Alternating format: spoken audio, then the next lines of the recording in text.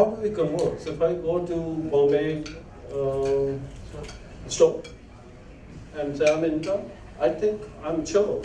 They'll say, Nat, my friend here, I really don't want to talk to you. I don't buy chips. Why are you here? Right? I maybe buy Frito-Lay chips, but not your chips. Right? So to develop the conversation, we started investing in 2009 or 8 or so, what we call concepts with brands, people like Levi's, Procter & Gamble, Kraft, and Adidas. These are purely concepts.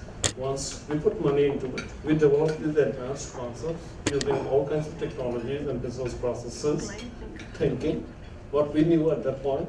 Once we did it with one of them, then all of a sudden people started talking to us, because now we are starting to say the same language as that you guys may say.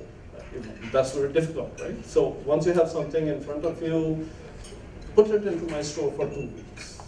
I will tell you what happened. So the conversation starts, right?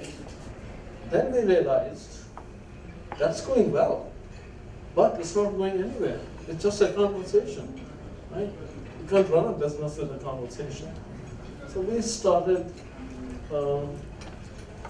pilots with Macy's, Adidas, Petrobras in Brazil, equal to or almost same as Shell Oil, I mean, that level of, I think that's second or third largest petroleum gas station company in the world. From agencies, Kraft, HSM, housing network, I mean, right? You know about that? Yeah, home shopping network, right?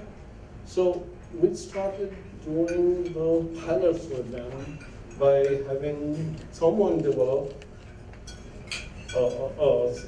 implementation of some kind of system that enabled the shopping experience or marketing messaging. And as we did that, we also realized that is what there's a show in New York. If any one of you ever get a chance, I will strongly recommend. This is a very small version, very great version of that show. The picture medics of the world, they all come there for some reason. And they come and talk to us. So we showed these concepts there. We showed the results of the pilots there. We do it every year. And then we take it all over the world also. And we then share the knowledge. Then the next question was, how do we scale? And for scaling means, okay, fine, India has a different need. These things don't work. How will I produce it here? I can't buy it, it adds 2x the tariff. All those questions come in every country of the world.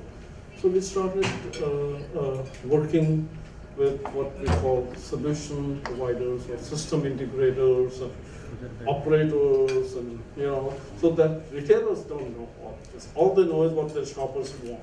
They don't know how to do it. They don't want to know how to do it. Their IT department says something, but they can't handle this, right? We talked about this in other session.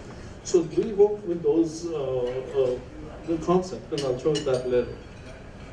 And that's what I'm doing in India too. My vision in India is similar.